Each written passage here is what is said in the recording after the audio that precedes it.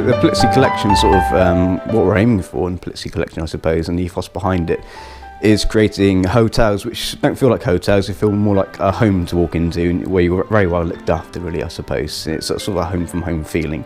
It's not too stuffy, it's just right in that way. The Polizzi Collection, we have 3 hotels at the moment in the collection. So we have this one here, it's Hotel Endsleigh, which is sort of the baby sister at the moment. We have Tresanton down in St Maurs, a beautiful setting on the Cornish coast down there as well. That's a 30-bedroom hotel. We also have the Star, which is a new one. I suppose that would be our new sibling to the collection. So the Star is due to open in June, and that's also a 30-bedroom hotel in East Sussex. And it looks to be a beautiful location, and it looks like it's going to be an amazing hotel as well, with the Polizzi touch on top, just to finish it off nicely, I think. So Hotel Endsleigh, what makes it special, I suppose, you got to say the location. It's you don't find many places like this in Devon or the UK even.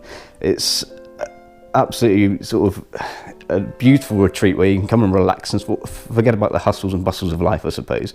It's 20 minutes off the A30, but you don't even know that. You can't hear any traffic out here. There's no light pollution, no aeroplanes, nothing like that at all. And you come here, you feel like you're at home. You've got beautiful 100-acre gardens here as well, which is created by Humphrey Repton. It's the original house of the Duke of Bedford. He owned pretty much a third of Devon at one point, I think, and he chose this spot to make his home, and you can see why. It's absolutely beautiful here, and that's sort of the history here, and that's what we try to create at the hotel as well. It's just a nice country house manor hotel. You'll feel like you're visiting someone's home for a stay, really, rather than staying in a hotel. So the covers that we cater for here at the hotels, we have 19 rooms. We do approximately 35 to 45, sometimes 50 on a busy night for the a la carte dinner. And we can do a similar number for lunch as well. We run the breakfast service, obviously, and then also we do a very traditional afternoon tea here all through the year, which runs in the afternoons, and we can cater from anywhere from 40 to 70 afternoon teas a day, if it's good weather outside, most definitely. I think the menu is, you can almost describe it as very similar to the hotel itself and the interior, and we're taken from the surroundings inside, I think, and that's what I try to do in my menu, is using inspiration from the surroundings of the hotel, where we are in the country as well, and that's what goes on to the menu. So, for example, we've got a beautiful game here in the autumn, which we put on the menu. We're not too far from the coast. We've got nice fresh fish on the menu every day as well, and it is just taking inspiration from the gardens as well, and the herbs and bits and pieces that come out there, and foraging from around here is absolutely brilliant. So we try and keep it, adaptable. We try and keep the menu quite live, if you like, and changing quite often, and for the guests who stay here, to keep them intrigued and keep that audience quite captive. We just got a new kitchen with the addition of the Charvet about 2 years ago now, and it is a showpiece. That's why we designed the kitchen, really. It's, food is a big part of this hotel. It's a big draw to the hotel as well. So I do like to invite guests up to the kitchen, and they do like to look around as well. There's not many kitchens like we have here in the southwest, and it is something to show off. I hadn't actually personally cooked on Charvet before. I think Charvet's a bit like a Porsche to most people, I suppose, is that you always look at it in the magazines and wish you had one, but never actually expect to get one yourself. And when we started designing a new kitchen, and sort of Charvet came up in conversation, I got quite excited about it. It is a beautiful bit of kits. It's going from a sort of Robin Reliant to a Porsche 911, I suppose, from what we used to have to what we have now. And it is a beautiful bit of kit. It is, I'd say, the workhorse of the kitchen, and that's what it's there for. Absolutely great, I think, Charvet. It's one of the reasons that we went for them, is the amount of help they give you with the design of your kitchen and the Charvet, and how that's going to work in your kitchen for you as well. We went for the bespoke version because we had the ability to redesign our kitchen from scratch. So we got a bespoke Charvet which actually fitted into the kitchen, and almost built the kitchen around that as well, really. So yeah, it's a great service from Charvet team. It's one of the reasons we went with them. So the suite itself, we've designed it for longevity, I suppose. So it will cater for any sort of cuisine that you want to cook on there, or any new chef that comes into the kitchen as well. So it's for a Pacific cuisine, I suppose. That's very important, I think, when designing the kitchen, because Charvet, you get a long lifespan out of it. You get 25 to 30 years, and longer than that if you look after it properly as well. So on our Charvet at the moment, we have 3 large solid tops on there. We have the plancha grill, which is absolutely fantastic piece of kits. It's one of my favourite bits on there, really. We have a large pass-through double oven on the bottom of the Charvet as well, which you can access from both sides. Again, one of the workhorses of the kitchen. A lot of food goes through there, roasting bones off. I've had whole pigs in there as well at some points. So we've got that. We've got the Alto Sham, which is built into the Charvet as well.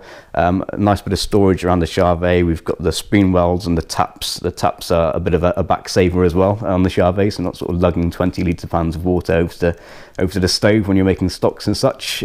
So yeah, we've got everything that we need on the Charvet, and nothing more, nothing less, really, I'd say. So predominantly fish, we kick on there. It's a beautiful flat service. It's, you know, it's a constant temperature, constant heat as well. It's less pan work on the stove itself as well. It keeps things a lot more organised and clean and tidy when you're working as well. So yeah, predominantly fish on there. Sometimes we'll have grilled steaks and bits and pieces like that on the plancha. A typical service, I'll have 4 chefs in the kitchen. So one on each section, so that's a typical busy service in there. As we say, it's not a huge restaurant. We only cater for 38 to 45 people. So we have quite a small team working around that Charvet, but in the kitchen during the day when we're prepping, we could have 5 to 6 chefs working around that Charvet. And the kitchen's spaced out and the Charvet's spaced out for that reason as well.